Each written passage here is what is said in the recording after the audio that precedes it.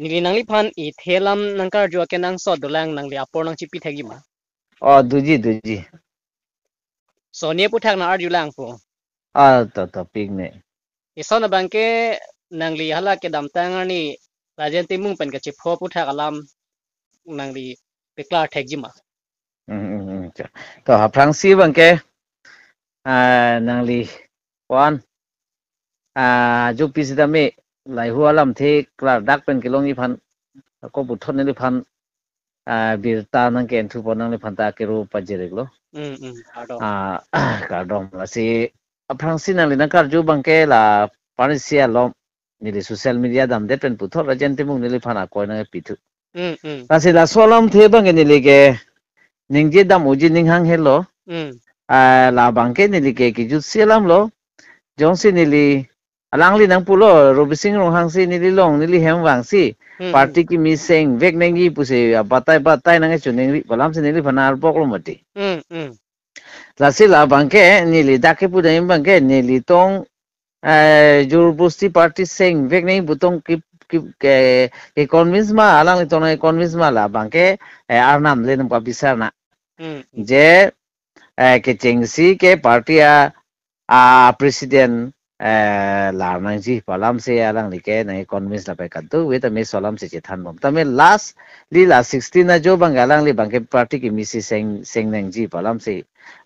na alang li ke alam theban rong ma la sur bang ni tum ka tu we da che to che don dun de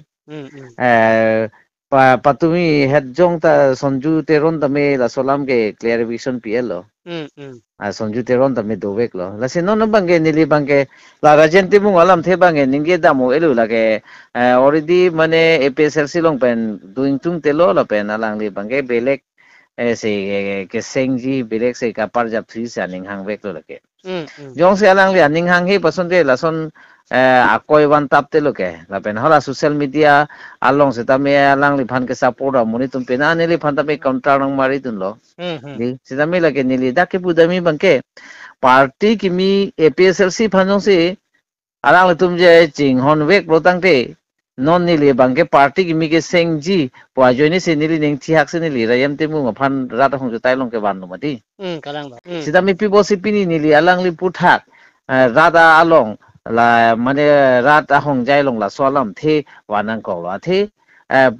ni li parin se patumi dik ta ning je lo jirpo kaching hon le belek la pen party along le belek party long ke ra da isu do khadang rata ke mang do di kalang la so pose pini jirpo puchot kali nili ke pudak lo nili pole ba nili paile nili piso nili sole la so akache songa long nang kham khe butami lage nili condemn pole ke lage nili madu phanta accuse ke lu la so pose no bangke nili ke amut pialam lo rajen timung ta nili phanar bok lo la pe nili bangke lam paklang lo rajan timu ma nili phanang kar bok di je ru bising ro hang se na convince la ta me nili ke lam me paklang alang li bang nang kar bok ma di nili ke rajan timu phan kar bok pokali alang li ke ning je long ve kalam se nili ke paklang ta me no na bangke alang li bangke nili ning ji long le lam se alang li nang kar bok la se no na bangke nili da ke puji bangke